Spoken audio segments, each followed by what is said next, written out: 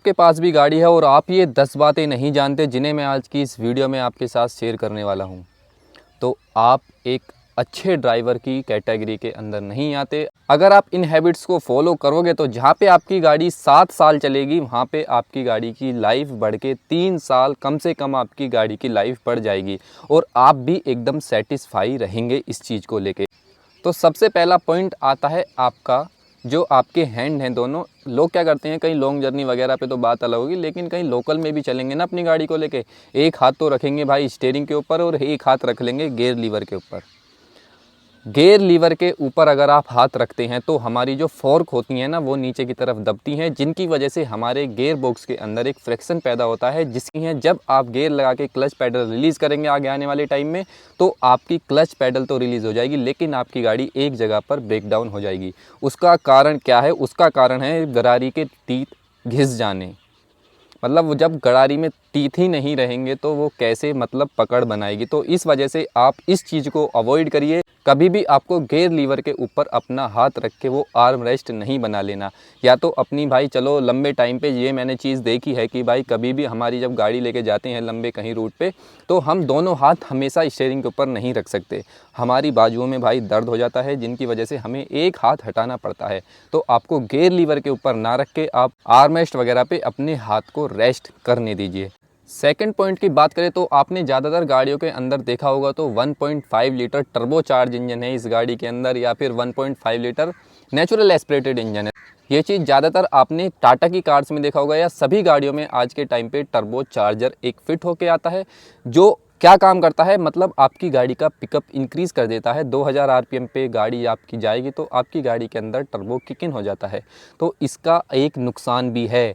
अगर हम ज़्यादा दूर से अपनी गाड़ी को ड्राइव करके लाए हैं और साथ ही में हमने स्पीड को कम ज़्यादा भगाया है, मतलब अच्छे से रेव करके अपनी गाड़ी को रफ़ एंड टफ करके चलाया है, तो इस कंडीशन में आपको क्या करना है, टर्बो चार्ज वाली गाड़ियाँ, टर्बो चार्ज बहुत स्पीड से घूमता है जो हमारा टर्बो चार्जर इंजन के अंदर लगा होता है, तो वो क्या करता है, वो इतना गर्म हो जाता है कि एकदम वो कूल डाउन नहीं हो पाता। तो जब भी आप अपनी गाड़ी को बंद करने की पोजीशन में आएँ, जब भी आप अपनी गाड़ी को पार्क करें तो आपको क्या करना है, 10 से 15 सेकंड अपनी गाड़ी स्टार्ट रखनी है।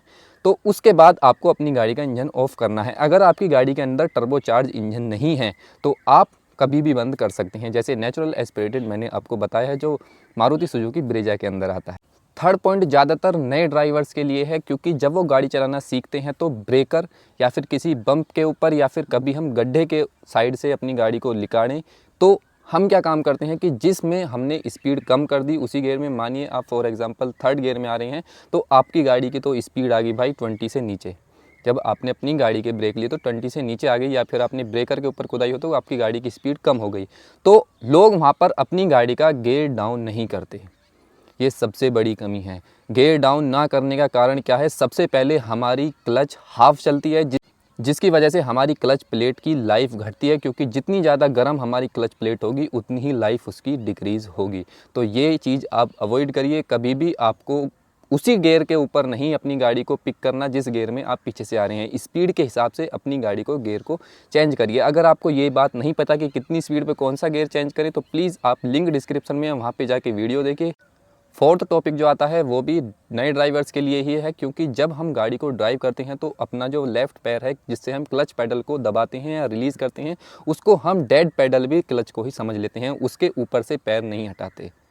भाई क्लच के अंदर भी फ्रिक्शन पैदा होती है जिसकी वजह से हमारी क्लच प्लेट की भी लाइफ बहुत ज़्यादा डिक्रीज़ हो जाती है। क्लच का सिर्फ इतना काम होता है कि मतलब आपने गियर लगाया, क्लच पैडल से अपना पैर बिल्कुल हटा लीजिए।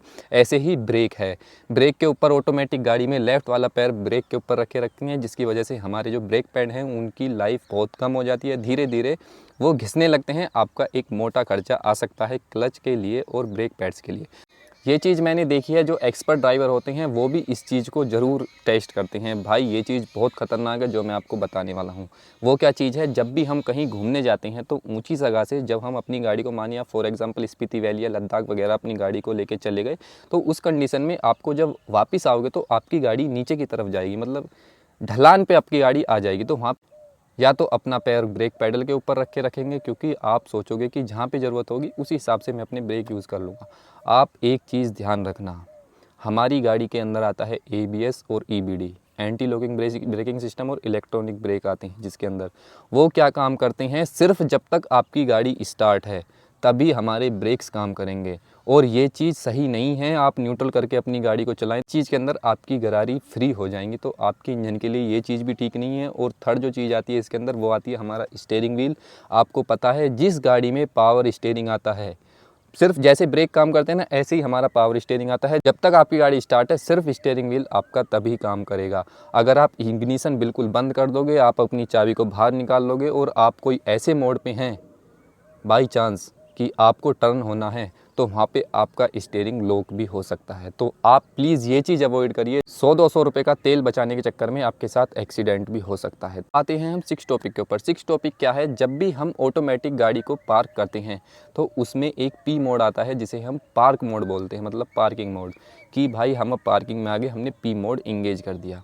तो ये छोटी गाड़ी जो आती हैं जिनमें ऑटोमेटिक ट्रांसमिशन आता है या डीसीए आता है, डुअल क्लच ऑटोमेटिक, जैसे अल्ट्रोज के अंदर एक डीसीए गियरबॉक्स आता है, तो उसके अंदर क्या होता है, आपको कभी भी पी मोड के अंदर गाड़ी लगा लेनी है, कोई दिक्कत नहीं है, लेकिन आपको हैंड ब्रेक साथ में यूज़ करना है। अगर आप पी मोड के अंदर लगाते हैं, पी मोड के अंदर एक पाउल लगी होती है जिसकी वजह से वो लोड मान के टूट सकती है, गरारी अटक सकती है। मानिए आपने कहीं चढ़ाई पे अपनी गाड़ी को खड़ा कर दिया और पी मोड लगा दिया, तो जो हमारी पार्किंग पाउल होती है वो टूट सकती है, क्रैक हो सकती है, तो आपका एक भारी नुकसान हो सकता है। अगर आपको पी मोड के अंदर अपनी गाड़ी लगानी है तो आप प्लीज़ हैंड ब्रेक का साथ में यूज़ कीजिए।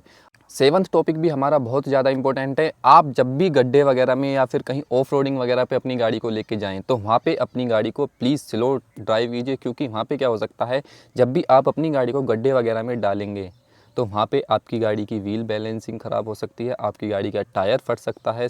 थर्ड चीज़, आपकी गाड़ी का कैम्बर लाइन आउट हो सकती है, या फिर आपकी गाड़ी का अलाइनमेंट आउट हो सकता है, आपकी गाड़ी के सस्पेंशन क्रैक्स हो सकते हैं, या फिर थोड़ी गड़बड़ाहट उनमें हो सकती है भाई।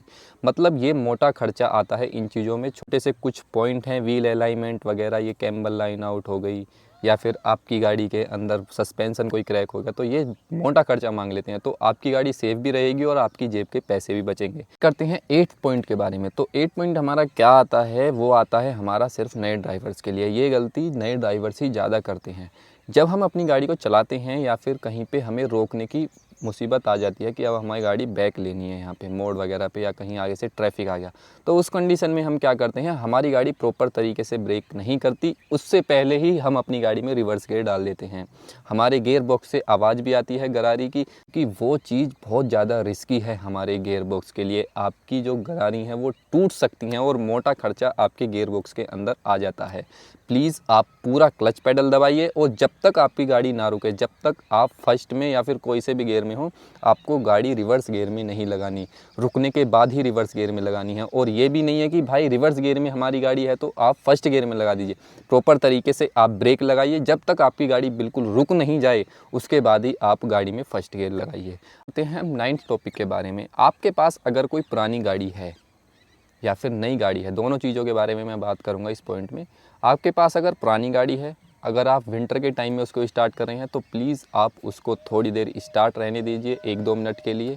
बहुत सारे लोग क्या करते हैं, जिन भाई आपकी जो गाड़ी है अगर वो नई है, मतलब BS5 है या BS6 है, उसमें आपको स्टार्ट करने की ज़रूरत नहीं है, आइडल के ऊपर रखने की उसको ज़रूरत नहीं है। उसको आप जैसे ही लेके चलेंगे तो उसको आप सिर्फ कुछ दूरी के लिए 1-2 किलोमीटर तक थोड़ी उसकी स्पीड को स्लो रखिए, क्योंकि एकदम से आप स्पीड को ज़्यादा करेंगे तो आपका इंजन जब तक गर्म नहीं होगा, जब तक आपकी गाड़ी परफॉर्मेंस और आपका इंजन पे भी दिक्कत आ सकती है। पुरानी गाड़ी है तो आप उसे स्टार्ट करिए 1-2 मिनट के लिए, तब आप उसको लेके चलिए। 10 पॉइंट के बारे में बात करते हैं, सबसे लास्ट और सबसे इम्पोर्टेंट टॉपिक।